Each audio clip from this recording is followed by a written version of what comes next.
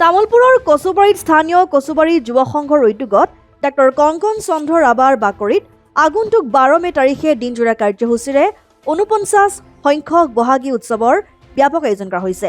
ইতিমধ্যে বিশিষ্ট সমাজকৰ্মী তথা তামুলপুৰ জিলা জ্যেষ্ঠ নাগৰিকৰ মঞ্চৰ সভাপতি সুৰেন ৰাভা সভাপতি, যুৱ সমাজকৰ্মী লক্ষ্মীনন্দন ডেকা কাৰ্যকৰী সভাপতি আৰু মনোজ বড়োক সম্পাদক হিচাপে লৈ এখন শক্তিশালী উদযাপন সমিতি গঠন কৰা হৈছে। কাৰ্যসূচী অনুসৰি স্বৰ্গীয় যোগেন হাজৰিকা সোঁৱৰণী মুখ্য ত্ৰণ উন্মোচন, বিহুৰ পতাকা উত্তোলন কৰিব কচুবাৰী যুৱ সংঘৰ সভাপতি গণেশ চন্দ্ৰ ৰাভা আৰু বহাগী উৎসৱ উদযাপন সমিতিৰ সভাপতি সুৰেন ৰাভাই। পতা বিতৰণী সভাত অংশগ্ৰহণ কৰিব তামুলপুৰ জিলা বিজেপিৰ সাধাৰণ সম্পাদক ৰাজেশ বড়োৱে।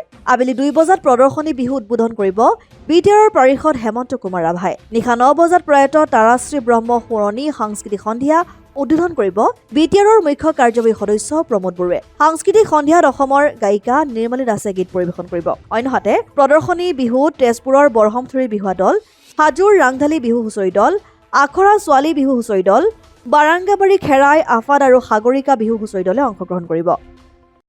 আমাৰ কচুবাৰী যুৱ সংঘৰ সৌজন্যত অহাকালি 49তম বহাগী উৎসৱ উদযাপন কৰা হ'ব। তাৰ কাৰণে আজি পুৰাদামে আমি প্ৰস্তুতি চলাই আছোঁ।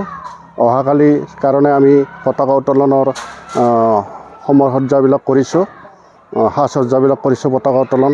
আৰু আপোনালোকে দেখিছে ৰভা ধুনীয়াকৈ কৰি থকা হৈছে। আৰু আমাৰ সাংস্কৃতিক সন্ধিয়াৰ কাৰণে আমি কিছুমান বস্তু অনা হৈছে আৰু বিভিন্ন জাগাৰ পৰা আমি বিহু প্ৰদৰ্শনীৰ কাৰণে বিহুৱা দল মাতিছোঁ।